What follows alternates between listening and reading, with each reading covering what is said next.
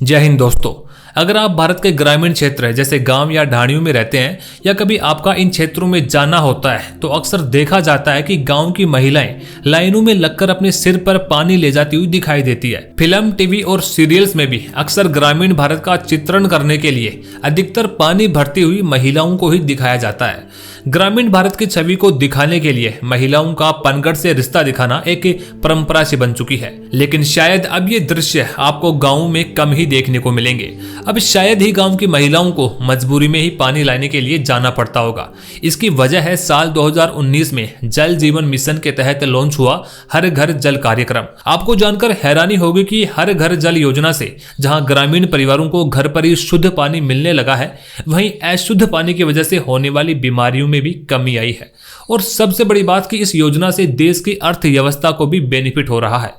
दोस्तों, हमारे देश को आजाद हुए लगभग 76 साल हो चुके हैं और यहाँ पर हर चुनाव में मुद्दा रहता है बिजली, पानी और सड़क का।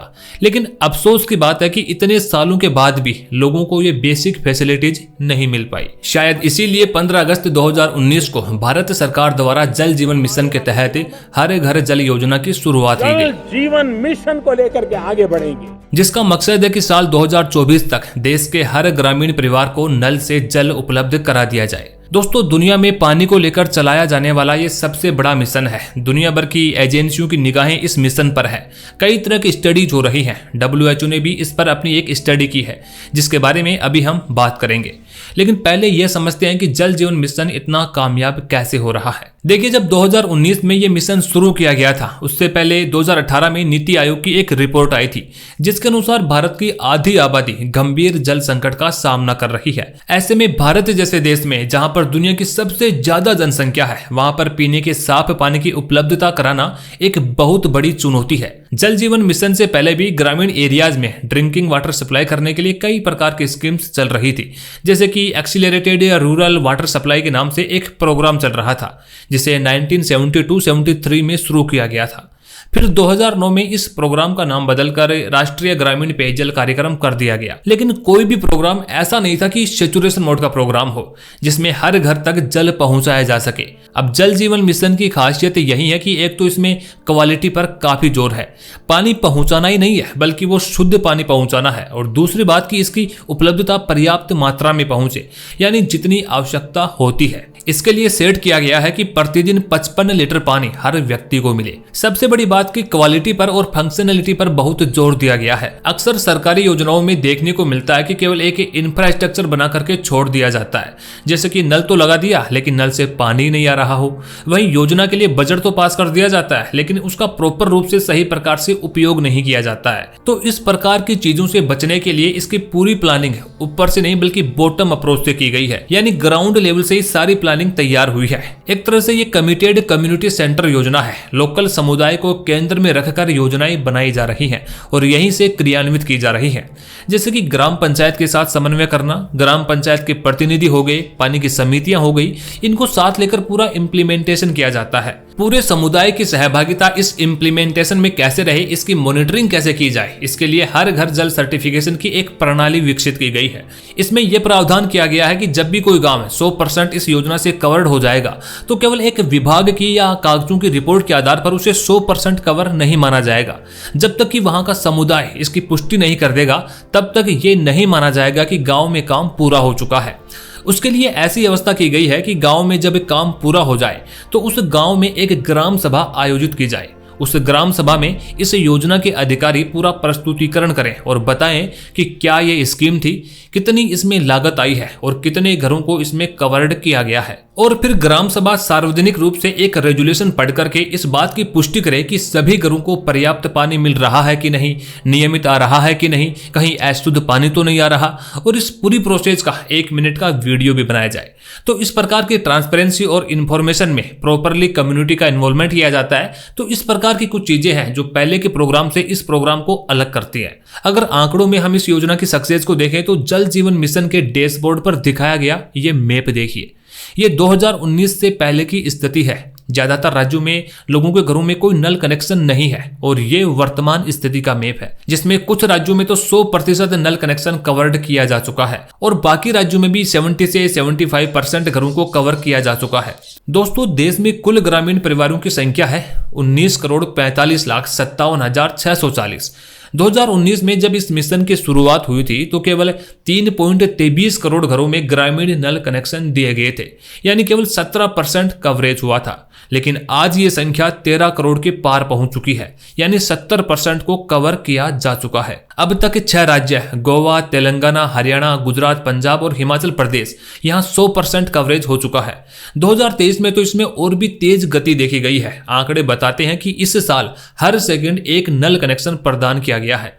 1 जनवरी 2023 से रोजाना औसतन 87,500 नल कनेक्शन दिए गए हैं। इस प्रोग्राम को सेंटर भी फंडिंग कर रहा है और स्टेट्स भी फंडिंग कर रहे हैं। नॉर्थ ईस्ट के स्टेट्स की बात करें तो इसमें सेंट्रल गवर्नमेंट 90% फंड दे रही है और बाकी 10% स्टेट गवर्नमेंट दे रही है। वहीं दूसरे स्टेट्स में 50% सेंट्रल गवर्नमेंट तो 50% स्टेट गवर्नमेंट दे रही है। वैसे इस योजना का इंप्लीमेंटेशन मुख्य रूप से स्टेट्स को ही करना है। हालांकि अभी प्रोग्रेस हर जगह पर समान नहीं है, केवल कुछ ही स्टेट्स में 100% काम हुआ है। कुछ स्टेट्स ऐसे हैं जो 70 से 75% के बीच में हैं, लेकिन कुछ स्टेट ऐसे भी है जहां पर 50% से भी कम नल कनेक्शन हुए हैं, जैसे कि राजस्थान, झारखंड, वेस्ट बंगाल, केरला। ये कुछ 2-3 बड़े स्टेट हैं जिनमें कम हाउस होल्ड कनेक्शन हुए हैं। लेकिन कोशिश की जा रही है कि दिसंबर 2024 तक 100% लक्ष्य को प्राप्त कर लिया जाए।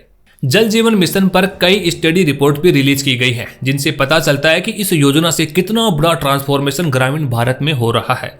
WHO ने अपनी स्टडी में बताया कि सभी घरों में नल का पानी पहुंचा देने से देश में करीब 4 लाख डायरिया से होने वाली मौतों को बचाया जा सकता है। अब इसकी इकोनॉमिक वैल्यू को हम देखें तो करीब 8,000 करोड़ रुपए की बचत हो रही है। अब जब मध्यम वर्ग, गरीब वर्ग और ग्रामीण परिवारों के रुपए बचेंगे तो इसका 2 जगह सीधा फायदा होगा। एक तो ये कि कंजप्शन बढ़ेगा, क्योंकि लोग खरीदारी करेंगे, उनकी स्पेंडिंग पावर बढ़ेगी तो वो पैसे इकोनॉमी में जाएंगे। दूसरा फायदा है कि जब इतनी बड़ी योजना चल रही है तो इसमें काफी सारे रोजगार का सृजन भी हो रहा है। IIM बेंगलोर की स्टडी के अनुसार जल जीवन मिशन के इम्प्लीमेंटेशन के दौरान ही देश में करीब 2,80,000 लोगों को रोजगार मिलेगा। दोस्तों, इस मिशन का सबसे इंपॉर्टेंट इम्पैक्ट महिलाओं के ऊपर पड़ा है। अक्सर गांवों के अंदर घर में पानी लाने की जिम्मेदारी महिला ही उठाया करती है।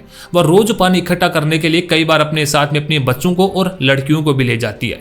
अब WHO ने अपनी स्टडी में बताया है कि जल जीवन मिशन से घर में ही जल की व्यवस्था होने से देश में रोजाना 5.5 करोड़ घंटे का समय बच रहा है। तो इसमें से 75% समय तो महिलाओं के लिए ही बचेगा, क्योंकि पानी लाने की जिम्मेदारी भी तो वो ही उठाती है। अब वो अपने इस बचे हुए समय में कुछ प्रोडक्टिविटी वाला कार्य कर सकती है, अपने बच्चों की बेहतर देखभाल कर सकती है और भी रोजगार के कार्य कर सकती है। यानी कि महिला सशक्तिकरण पर भी इसमें काम हो रहा है। अब इस मिशन में अगर हम एक और चीज की बात करें तो वो है पानी की क्वालिटी। नोबेल पुरस्कार विजेता प्रोफेसर माइकल क्रेमर ने भी जल जीवन मिशन पर एक स्टडी की थी, जिसमें बताया गया कि घरों में साफ पानी पहुंचने से हर साल 1,36,000 बच्चों की मौतें होने से रोका जा सकता है। यानी जो चाइल्ड मोर्टेलिटी रेट है उसको कम किया जा सकता है। देखिए, साफ पानी पहुंचना एक राइट भी है और एक ह्यूमन की बेसिक नीड भी है। लोगों को पता होना चाहिए कि वो शुद्ध पानी और अशुद्ध पानी में फर्क कैसे पता करें। अगर आप देखेंगे तो अधिकतर बीमारियों की जड़ में वाटर बोर्न डिजीज ही होता है। तो अगर पानी की शुद्धता हो तो इससे बीमारियों को कम किया जा सकता है। कई बार क्या होता है कि सोर्स में से तो पानी की गुणवत्ता ठीक होती है, लेकिन जब तक वो आपके घर में पहुंचता है तो उसकी क्वालिटी खराब हो जाती है। वहीं कई एरियाज में पानी में फ्लोराइड, आयरन, आर्सेनिक या दूसरी तरह की चीजें भी शामिल होती है, तो वो भी हेल्थ को खराब करता है। तो इसके लिए मिशन में एक एक्सपर्ट कमेटी और एक टेक्निकल कमेटी बनाई गई है, जिसमें दोनों प्रकार के काम हो रहे हैं।